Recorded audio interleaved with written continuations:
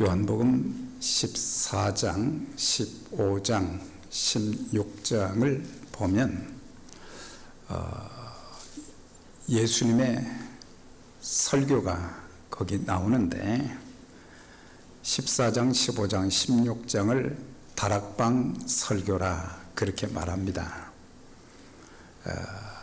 주님께서 어떤 때는 많은 대중을 대상으로 해서 말씀을 전하시기도 했지만 이 14장, 15장, 16장을 통해서는 이 조그만 다락방의 제자들만 이렇게 불러놓고 또 그 다락방 설교는 이제 머지않아 예수께서 십자가의 고난을 받으시고 죽으시게 되어서 예루살렘으로 올라가시게 되는데 그 전에 아주 중요한 핵심되는 제자들이 꼭 기억해야 될 중요한 말씀들을 거기서 설교했는데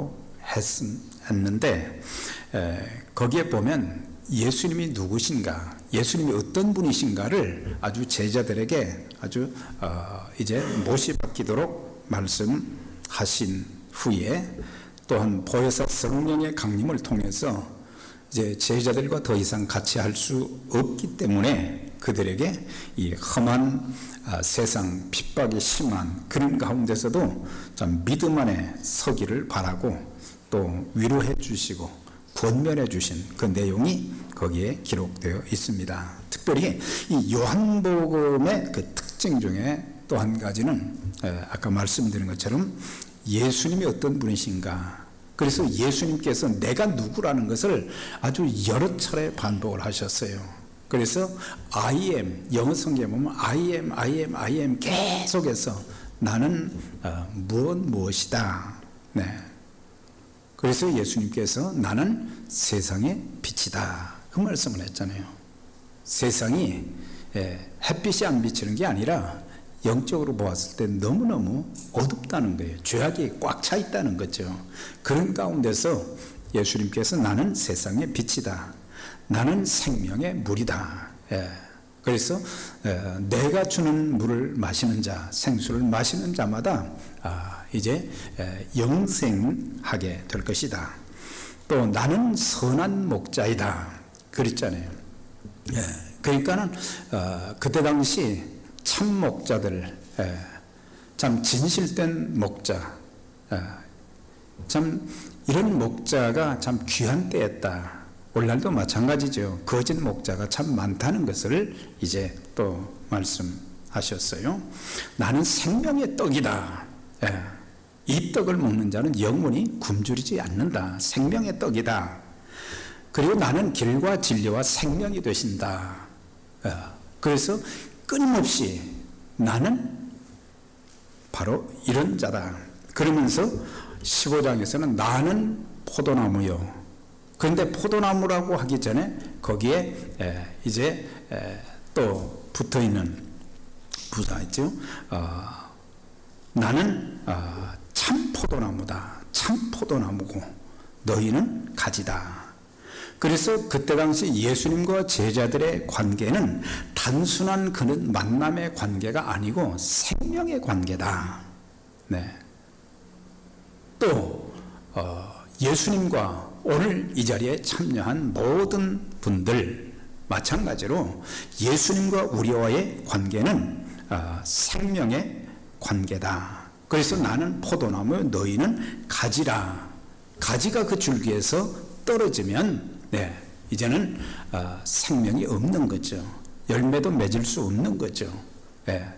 말라서 버려지게 되고 불에 태우게 되는 거죠. 그래서 예수님께 붙어 있으면 살고 예수님으로부터 떨어지게 되면 죽는다. 그래서 우리 주님에게 생사의 이제 모든 권한이 그분에게 달려 있다. 그것을 강조하신 것입니다. 그리고 내 아버지는 농부라고 하신 것은 농부의 기대가 뭐겠어요?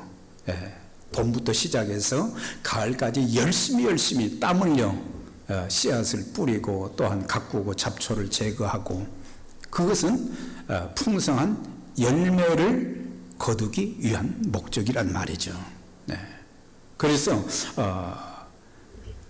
오늘 주님께서는 우리에게 두 가지를 강조하신 거예요. 주님과 나와의 그런 관계, 우리 관계는 생명의 관계이기 때문에 떨어질 수 없는 관계가 되어져야 되고 또한 열매가 있는 삶이 되어져야 된다. 쭉정이가 아니라 그냥 이 나뭇잎만 무성한 것이 아니고 거기에 아주 아름다운 열매들이 주렁주렁 맺혀 있어야 된다. 그래서 요한복음 15장에는 열매라고 하는 단어가 8번이나 나와요. 계속해서 주님께서는 열매를 강조하셨어요. 그러니까 제자들에게도 열매가 있는 신앙생활, 열매가 있는 사역이 되기를 원하셨고 오늘의 이 시대의 그리스도인들에게도 마찬가지로 열매가 좀 있어야 된다. 열매가 너무 없다는 거예요. 뭔가 예수님께서 무화과나무에 이제 가셔서 무엇인가 얻을까 하여 쳐다보았더니 열매가 없었다 그랬거든요. 그래서 하나님께서는 우리의 삶과 사역을 통해서 많은 열매를 맺어 하나님을 기쁘시게 하는 자들이 되기를 원하신 거예요.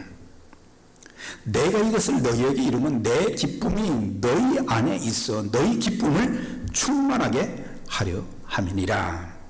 그러니까 주님께서 이 말씀을 하신 것은 제자들이 이 내용, 예수님이 전하시는 이 설교를 잘 기억하고 실천함으로, 듣는 것으로 끝나지 말고 실천함으로 인해서 그들의 삶 속에 많은 열매가 맺히는 것을 보면서 하나님도 기뻐하시고 주님도 기뻐하시고 또한 제자들 자신들도 내 삶에, 내 신앙 여정에 이런 열매가 많이 맺혔구나. 그것 때문에 열매가 풍성하니까 그것 때문에 제자들도 기뻐하게 된다는 말씀이에요. 우리가 하나님을 기쁘시게 하면 나도 기뻐지는 거예요. 하나님을 슬프게 하면 내게 기쁨이 없어요. 오늘 우리의 삶의 환경은 참 열악합니다. 참 힘듭니다. 하루하루를 걱정 없이 살아간다는 것은 쉬운 일은 아니지만, 그러나 이 세상의 그 어떤 것보다도 소중한 그 주님, 하늘과 땅의 모든 권세를 가지신 그분이 나의 구주가 되시고 주님이 되시고, 그리고 그 주님을 우리가 기쁘시게 한다고 하면 하나님께서 우리에게도 기뻐할 일, 감사할 일, 찬양할 일, 감격할 일, 그런 일들도 많이 허락해 주신다는 것을 말씀해 주고 있어요. 자, 그러면 생명력 있는 신앙생활, 열매 맺는 자의 삶을 살기 위해서 우리는 어떻게 해야 되는가? 4절에서 6절까지 쭉 보면 가지가 포도나무에 붙어 있지 아니하면 절로 과실을 맺을 수 없음 같이, 그러니까 포도나무 줄기에 가지가 붙어 있지 않으면 이 가지는 절대로 열매를 맺을 수 없음 같이, 그래서 주님과 제자들의 관계를 이렇게 말씀하셨어요. 너희도 내 안에 있지 아니하면 그러하리라 그랬어요. 그러니까 주님이 우리 안에, 우리가 주님 안에 있는 그 연합된 그것을 통해서 주님과 나와의 관계는 생명력의 관계다. 생명적인 관계다. 그걸 말씀해 주면서 나를 떠나서는 너희가 아무것도 할 수 없다. 그러니까 열심도 있어야 되지만 주님과의 바른 생명력 있는 관계를 갖지 않고는 절대로 하나님이 원하시는 그런 놀라운 역사가 나타날 수 없게 되어진다. 사람이 내 안에 거하지 않으면 가지처럼 바뀌어버려 말라지나니. 그래서 우리가 신앙생활 하면서요, 적어도 우리가 예수는 그리스도시다, 베드로의 고백처럼 그런 고백도 있어야 되지만, 또 한 가지는 뭐예요? 나는 주님 없이는 살 수가 없습니다. 이런 고백이 있어야 그게 참 신앙이라는 말이에요. 나는 예수 없이도 잘 살 수 있습니다. 그 사람은 그리스도인이 아닙니다. 네. 주님이 없이는, 주님의 도움이 없이는 아무것도 할 수 없고, 네. 네. 내가 교회에 나왔기 때문에, 내가 교회를 오래 다녔기 때문에, 내가 성경을 읽고 찬송가를 부르기에, 다른 성도들과 함께 예배 끝나고 친교실에서 같이 식사하기 때문에, 또 교회에서 주는 이제 교회 연조가 좀 있어지면 직책을 주는데 그 직책을 맡아서 일을 하기 때문에 구원받은 자녀가 되는 것은 아닙니다. 네. 오직 진리의 말씀, 진리의 말씀은 예수 그리스도의 바로 죽으심과 부활하심, 그게 진리의 복음이에요. 그 진리의 복음을 듣고 나면 내가 하나님 앞에서 참 죄인이구나. 다윗의 고백처럼 내 죄가 내 머리털보다도 더 많다, 그렇게 자백을 했잖아요. 내가 하나님 앞에서 이렇게 죄인이구나. 내가 하나님 없이도 이렇게 참 살아온 어리석은 자구나. 내가 하나님의 사람답게 살지 못했구나. 이런 것들을 회개하면서 그리스도를 구세주와 주님으로, 주님이라는 것은 나의 주인 말이죠. 주님을 모셨다고 하면서 우리는 예수님을 주인 대접을 안 하는 거예요. 전부 내 마음대로 하는 거예요. 내 생각대로 하는 거예요.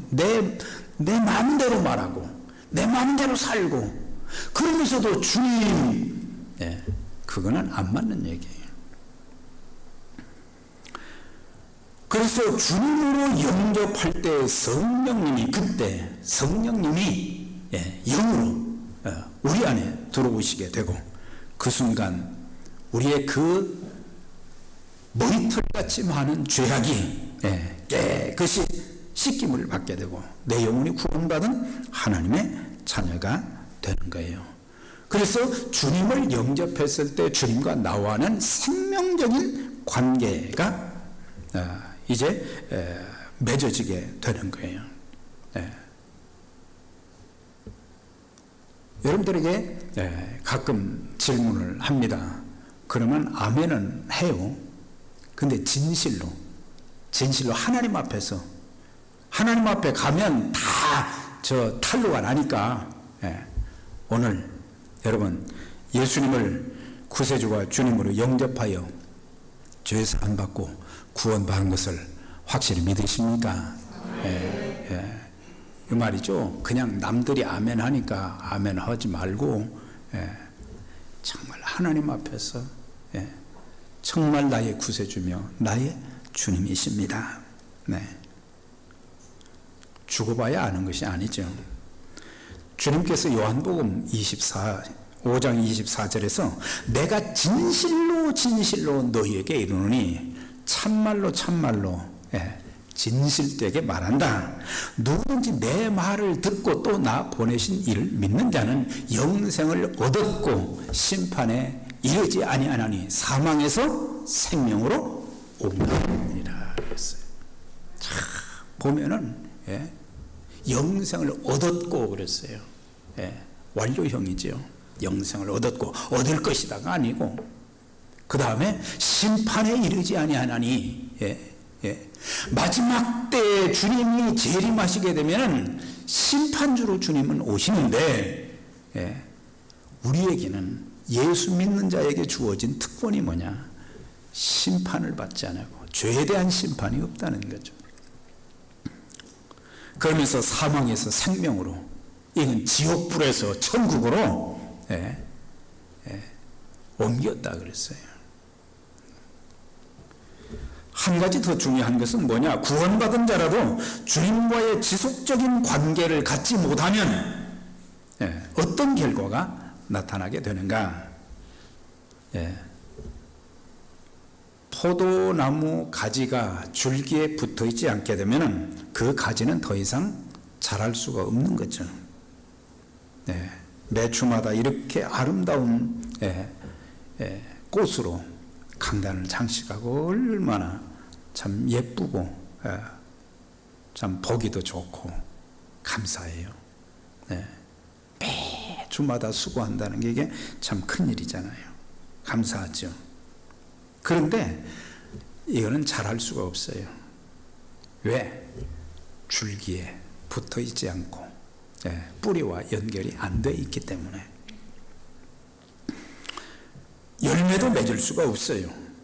그러면서 주님께서 제자들에게 말씀하신 건, 너희가 나와 생명적인 관계가 아니라면 너희는 절대로 아무것도 할 수 없다. 아무것도 할 수 없다는 건 제자들이 뭐 다 할 수 있죠. 그렇지만 하나님이 원하시는 의미 있는 그런 일에 절대로 쓰임받을 수가 없다. 자, 그럼 주님과의 지속적인 관계를 갖기 위해서는 우리는 어떻게 해야 되는가? 절대적인 예수님을 영접한 사람들, 구원받은 사람들은 절대적 기도 생활이 필요한 거예요. 우리가 주님의 자녀가 되면은 이제 예수님을 모신 자들은 항상 기도할 때 아바, 아버지라 그렇게 부를 수 있는 특권을 주셨어요. 그러니까 하나님의 자녀들에게 기도할 수 있는 특권을 주셨다는 거예요. 특권은 사용해야 되잖아요. 기도가 뭡니까? 가장 쉽게 표현하는 것은 하나님과 나와의 대화이다. 대화이다. 그래서 의사소통의 그런 수단이 되기도 합니다만은, 기도는 내가 원하는 것을 일방적으로 청구하는 것이 아닌 하나님과 나와의 관계를 더 깊게 하는 거예요. 그래서 기도는 내가 어려운, 또 힘든 문제가 있는 것을 해결하기 위한 수단으로만 사용되는 것은 아니에요. 제일 중요한 것이 주님과의 깊은 그런 교제를 통해서 우리의 마음이 참 평안하기도 하고 기뻐하기도 하고 하나님의 은혜가 충만하기도 하고 하나님의 능력이 내 안에서 막 나오기도 하고 말이죠. 그런데 우리의 기도는 뭐예요? 꼭 문제가 생기면 그때 기도하잖아요. 어떤 분들이 전화를 해서 저를 위해서 기도해 주세요. 그러니까 기도해야죠. 당연히 제가 기도를 합니다. 근데 본인은 정작 기도를 안 한단 말이에요. 그래서 우리의 기도는 말이죠, 구체적인 내용을 아려는 것이지 종교적인 단어들을 막 나열하는 것이 기도가 아니에요. 우리가 살면서 참 도움이 필요할 때가 많잖아요. 뭐 이 사람 저 사람 쫓아다녀봐도 신통한 도움이 없을 때가 참 많고, 근데 하나님 아버지, 하늘과 땅의 모든 권세를 가지신 창조주 하나님 앞에, 또한 주님 앞에 우리가 기도하게 되면 주님이 우리를 도와주시는 거예요. 때마다 일마다 도와주세요. 우리가 살면서 외로울 때가 얼마나 많습니까? 가족이 없는 분들도 계시고 또 혼자 계신 분들도 있고, 참 살면서 경제적으로도 곤궁하고 육체적으로도 질병에 걸렸을 때 참 외로울 때가 많잖아요. 그때 하나님 앞에 우리가 사람들한테 나 외롭다 하소연하기보다는 하나님 앞에 깊이 기도하게 되면은 하늘로부터 오는 위로와 평안이 그 심령을 꽉 채워주시고 살 소망을 또 더해 주시고, 시험 당할 때에도 우리가 기도하고, 병들었을 때에도 기도하고, 내 앞길을 인도받기 위해서도 우리는 기도하고. 그래서 구약에 말이죠, 참 하나님 앞에 참 귀하게 쓰임받은 사람들을 보면 전부 기도하는 사람들이 있어요. 모세의 위대함이 여러 가지가 있지만 늘 이제 문제가 있을 때나 없을 때나 늘 하나님과 교통하는 깊은 기도의 교제가 있었어요.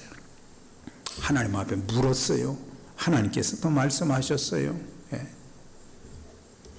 다윗도 그랬어요. 다윗도 참 어려운 삶을 우리보다 훨씬 더 고통스럽고 어려운 삶을 많이 살았는데, 사무엘 상하 시편서를 보면은 다윗이 늘 하나님 앞에 기도했던 것을 보게 돼요. 네. 예레미야도 한나도 느헤미야도 늘 하나님 앞에 기도해서 하나님의 인도하심을 받고 또 문제도 해결받았는데, 특별히 에스라라고 하는 율법 학사를 보게 되면 그 사람은 성경에만 능통한 사람이 아니고 하나님 앞에 기도하는 율법학자였어요. 네, 하나님 앞에 기도했어요. 그가 바벨론에서 이제 1차는 스룹바벨, 2차는 또 느헤미야, 2차가 에스라, 3차가 느헤미야였는데, 이 에스라가 백성들을 끌고 이제 예루살렘으로 귀환을 하게 되는데 많은 사람들과 거기서 나왔어요. 그런데 그는 바벨론 땅에서 왕에게 인정받는 사람이라 무엇이든지 왕에게 구하면 왕이 도와줄 수 있는 그런 그 인정받은 사람이에요. 그런데 그들이 이제 예루살렘으로 돌아가는 과정 중에 이제 주변 족속들이 말이죠, 또 공격해 올 수도 있고 여러 가지 어려움이 참 많은데, 그래서 4개월에 걸쳐서 돌아왔는데 그는 자기가 왕에게 도움을 구하지 않았다 그랬어요. 네. 도움을 구할 수 있는 길이 있는데 도움을 구하지 않고 온 백성들 모아가지고 강가에서 금식했다 그랬어요. 금식하면서 4개월의 여정 속에 어떤 일이 있을지 알지 못하지만 하나님, 우리의 어린아이들까지 하나도 손상이 없도록 하나님 지켜주세요. 그렇게 기도했어요. 그랬더니 하나님이 그 모든 여정을 아주 순탄하게 인도해 주셔서 예루살렘에 무사히 도착했던 것을 보게 돼요. 그런데 더 우리를 감동시키는 것은 뭐냐면 왕에게 구하는 것을 부끄러워했다 그랬어요. 그러니까 사람들 앞에 찾아가서 구걸하는 것을 부끄럽게 여겼다는 거예요. 나에게 전능하신 하나님이 계신데 하나님께 구하지 아니하고 사람들을 찾아가서 나를 도와달라 그러지 말라는 거예요. 우리는 우리의 인생 여정에 또 우리의 가정 문제나 교회 모든 문제 기도해서, 하나님께 기도해서 해결받아야 될 줄 믿습니다. 늘 기도해서 해결받아야지 하나님이 필요할 때마다 일마다 허락해 주시는데, 지금까지는 너희가 내 이름으로 아무것도 구하지 아니했으나 구하라 그리하면 받으리니 너희 기쁨이 충만하리라 그랬어요.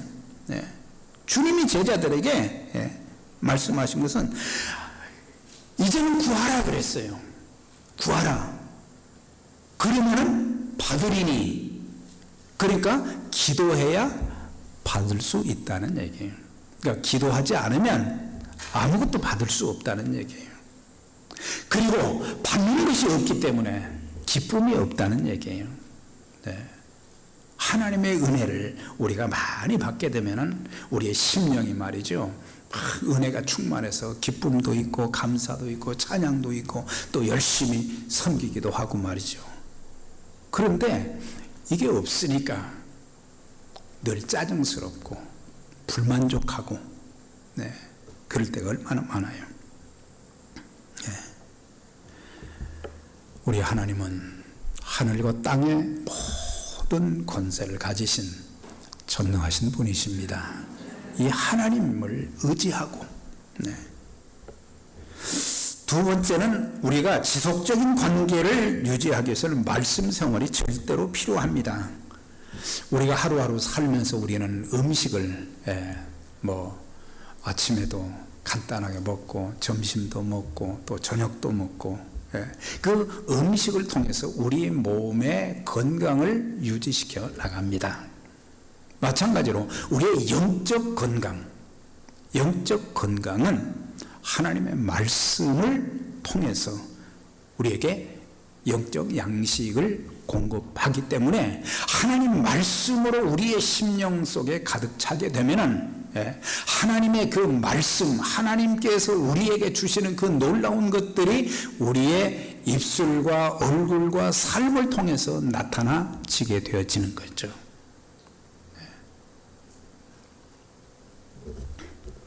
갓난아이들 같이 순전하고 신령한 젖을 삼어라. 이는 이로 말미암아 너희로 구원에 이르도록 자라게 하려 함이니라. 여기서 구원에 이르도록 자라게 한다는 것은 예수 믿는, 예수님 영접하는 그 단계를 말하는 게 아니에요. 우리가 구원은 받았지만 하나님의 자녀로서 이제 성숙하고 나중에는 그리스도처럼 되어지는 그런 하나님 나라에 들어가기까지 우리가 우리의 신앙이 계속 자라야 된다는 얘기예요. 구원받았다고 하면서도 신앙은 자라지도 않고, 하나님의 능력이 그에게서 나타나지도 않고, 하나님의 은혜가 보이지도 않고, 우리가 하나님의 말씀을 통해서 영적으로 성숙해야 되는데, 특별히 신앙과 인격이 자라야 되는데 자라지도 않고 변화되지도 않고, 우리에게 가장 큰 지금 기도 제목 중에 하나가 뭐냐면, 그리스도인이라는 이름은 있지만 신앙의 인격과 성숙함을 찾아보기가, 다시 말하면 성숙하고 성장했다는 것은 뭐예요? 어른스럽다는 얘기예요. 우리가 육신의 나이를 통해서 어른이라고 하는 그런 말을 듣기는 하지만, 중요한 것은 영적으로 어른스러움이 보여져야 된다는 거예요. 좀 어른스러워야 된단 말이죠. 어린아이들은 참지를 못합니다. 그러나 어른들은 참습니다. 어른들은 품습니다. 아이들은 투정하지만 어른들은 투정하지 않습니다. 신앙이 좀 성장해야 돼요. 인격이 좀 변화되어져야 되고, 그래서 교회에 영적 어른들이 많아야 돼요. 영적 어른들이 좀 많아야 돼요. 또 교회 생활이 절대 필요해요. 우리가 주님과의 지속적인 관계에는 말씀과 기도뿐만 아니라 또한 교회 생활이, 정상적인 교회 생활이 참 중요한 거예요. 어린아이 성장에 가정이 참 중요하잖아요. 마찬가지로 신앙이 성장하지 못한 사람들의 가장 안정되고 또 쉼을 누릴 수 있는 곳이 어디냐? 교회예요, 교회. 그래서 어떤 신학자는 교회는 어머니와 같다 그랬거든요. 정상적인 교회 생활, 그 정상적인 교회 생활은 새로 믿은 그리스도인들에게 참으로 좋은 것인데, 규칙적인 교회 생활이 필요한 거예요. 우리가 교회 안에는 주일 예배도 있고 수요 예배도 있고 새벽 기도도 있고 금요 기도도 있고, 근데 이걸 4번씩 막 또 새벽 기도 몇 번씩 이렇게 다 나오기는 참 쉽지가 않아요. 그렇지만 우리는 내가 영적 양식을 공급하고 교회 안에 성도들끼리 아름다운 그 교제가 이루어지는 그런 교회를 가까이 하는 것이 우리에게 복이에요. 그렇게 생각 안 되세요? 교회가, 여러분들 썬데이 크리스찬만 되지 않기를 바랍니다. 초신자도 썬데이는 다 나와요. 초신자도 썬데이는 다 나오는데, 중요한 직분을 가진 사람들도 다 똑같아. 사역자들도 마찬가지고, 일주일에 한 번은 새벽 기도를 나와야 되잖아요. 이건 출석이 문제가 아니고 내가 영적으로 좀 자라나야 되잖아요. 변화되어야 되고 하나님이 나와 함께 하시는 것을 이제 내 신앙과 기도를 통해서 삶을 통해서 보여줘야 되잖아요.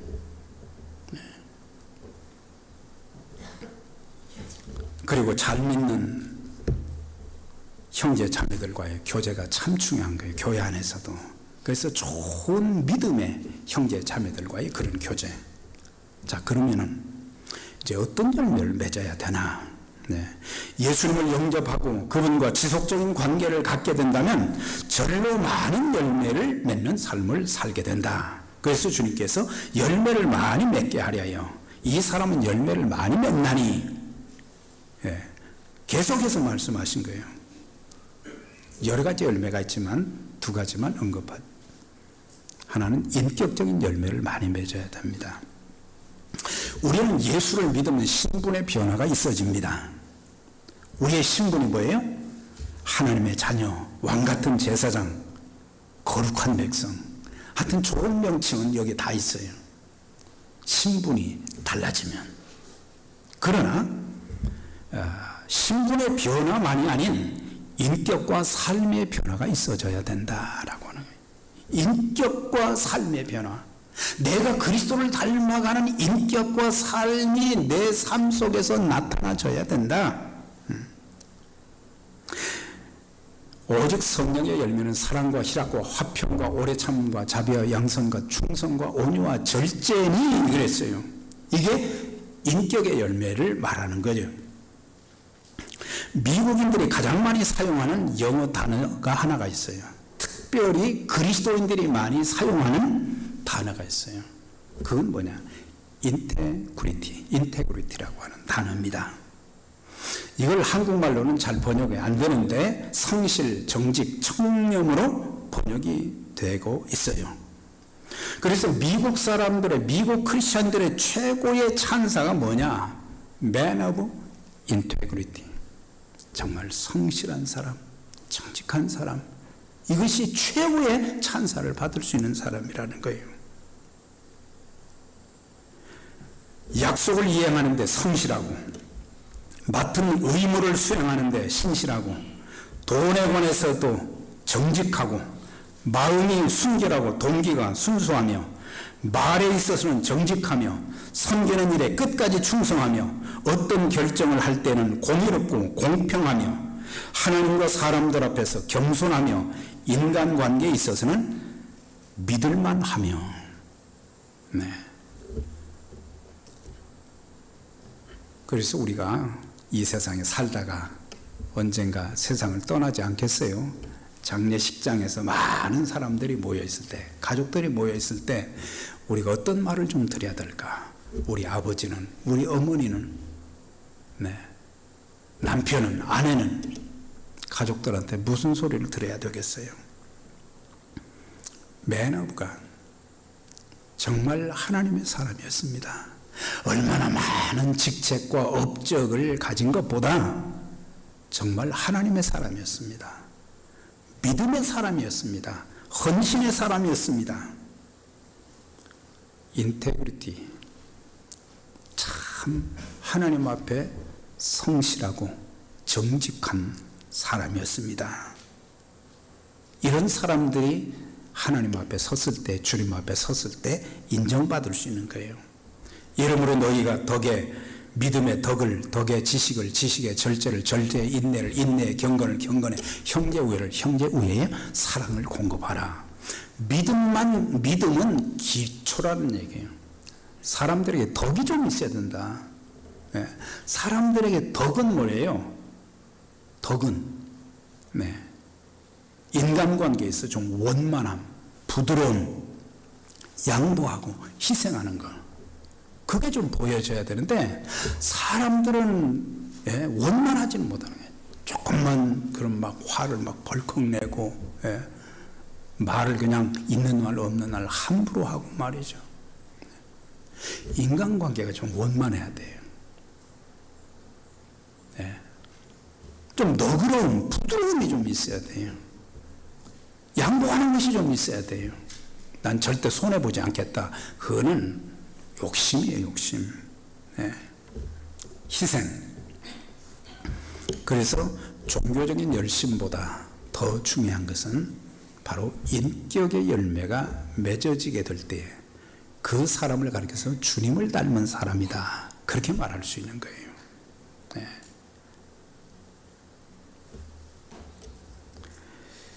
전도의 열매를 많이 맺어야 되는데 참 부끄러운 게 참 많습니다. 한 영혼을 주님께로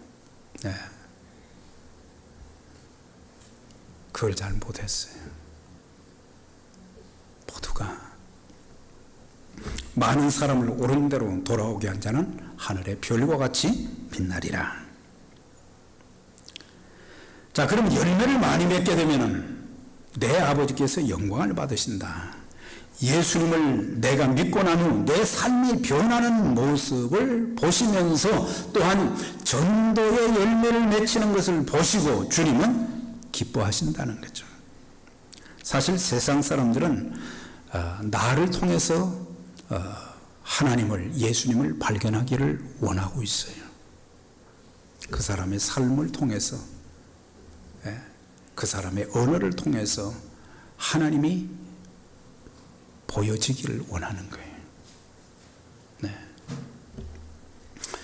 우리가 열매를 많이 맺게 되면 하나님이 영광도 받으시고 또한 그리스도의 참 제자가 될 수 있다. 너희가 열매를 많이 맺으면 영광을 받으실 것이요 너희가 내 제자가 되리라. 그러니까 참 제자는 열매가 많이 있는 사람이란 말이죠. 기도의 열매도 있고 찬송의 열매도 있고 영혼 구원의 열매도 있고 또 인격의 열매도 있고 열매가 좀 많아야. 우리 교회가 보여줘야 될 것은 건물이 아니에요. 건물이 아니에요. 열매예요. 그 열매는 성도들 개개인을 통해서 보여지는 하나님의 거룩한 모습, 그것이 열매예요. 그게 열매. 그리스도인이란 이름에는 그리스도가 들어가 있습니다. 그리스도가 들어있어요. 다시 말하면 그리스도인의 이름값을 해야 된다는 얘기예요. 이름값. 목사는 목사 이름값을 좀 해야 되고, 장로, 권사, 안수집사, 집사 전부 이름값을 좀 해야 된다는 얘기예요. 너희가 내 안에 거하고 내 말이 너희 안에 거하면 무엇이든지 원하는 대로 구하라 그리하면 이루리라 그랬어요. 주님과의 온전한 생명적 관계와 삶을 통해서 하나님 앞에 기도하는 사람들은 구하는 대로 응답해 주시고, 그래서 기도 응답의 열매가 맺혀지게 되어지고, 또한 주님과의 생명적인 그런 관계가 있는 사람들은 하나님 말씀을 실천하게 되는 거예요. 하나님 말씀. 저 안에 거한다 하는 자는 그의 행하시는 대로 자기도 행할지니라. 나의 계명을 가지고 지키는 자라. 나를 사랑하는 자니 나를 사랑하는 자는 내 아버지께 사랑을 받을 것이요 그랬거든요. 그러니까 나의 계명을 지키는 자가 곧 아버지를 사랑하는 자다 그랬어요. 하나님 말씀대로 사는 그 실천, 그것을 보면서 하나님 자녀구나, 하나님 사랑 안에 거하는구나, 하나님 사랑하는구나 뿐만 아니라 계명을 지키면서 하나님 말씀대로 사는 그런 사람들은 주님도 사랑하고 주님의 몸된 교회도 사랑하는 거예요. 자, 한번 물어보겠어요. 여러분, 에베네셀 성결교회 정말 사랑하십니까? 정말 사랑하십니까? 조금 있다 갈 때가 아니고 정말 주의 몸된 교회, 나 교회 사랑합니다. 그것이 주님을 사랑하는 자들에게 당연히 주님의 몸이니까.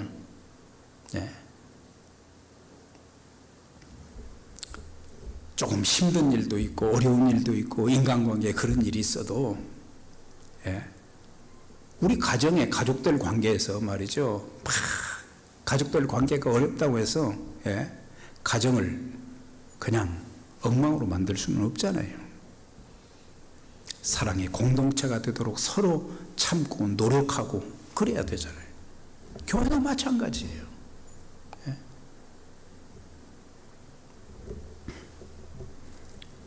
그런데 만약에 열매를 맺지 못하게 되면 어떻게 되느냐? 가지를 잘라버리신다 그랬어요. 물은 내게 있어 과실을 맺지 아니하는 가지는 아버지께서 이를 제거해 버리시고, 여기서 제거한다는 것은 아주 무서운 그런 단어예요. 이건 뭐예요? 하나님이 버려버리신다는 거예요. 하나님이. 가장 우리가 두려워해야 될 것이 뭐냐? 만약 제가 주님 앞에 섰는데 나 너 모른다, 너는 너를 위해서만 살았다, 이러면 이제 영원히 버림을 받는 거예요. 목사가 되었기 때문에 다 칭찬받는 것도 아니에요. 정신 차려야 되는 거죠. 정신 차려야 되는 거예요. 바울이 늘 두려워했던 것이 그거였어요. 내가 모든 사람들에게 예수 그리스도는 구세주와 주님이시다, 예수 그리스도만이 우리의 참 구세주와 주님이다, 생명의 복음을 전했는데, 내가 내 몸을 쳐 복종하게 하면 내가 남에게 전파하는 후에 자신이 도리어 버림을 당하게 될까 두려워함이라 그랬어요. 나 열심히 한다고는 했는데 나는 모른다. 그것이 두려웠다는 거예요. 하나님이 더 이상 안 쓰신다면 이건 가장 불행한 일이다 이 말이에요. 여러분들 주님 앞에 서는 날까지 하나님의 귀한 일에 쓰임받는 그런 축복이 있기를 주의 이름으로 축원합니다. 죽는 순간까지도 쓰임받는 거예요. 예. 주님 앞에 섰을 때 악하고 게으른 종이 아니라 착하고 충성된 종아, 착하고 충성된 종아, 그렇게 말씀하시면서 우리에게 칭찬하시고 상급 베풀어 주시는 그런 날이 돼야지, 그날 책망받고 버림받는 열매가 없는 쭉정 인생을 살았다면 그건 정말 두려운 거거든요.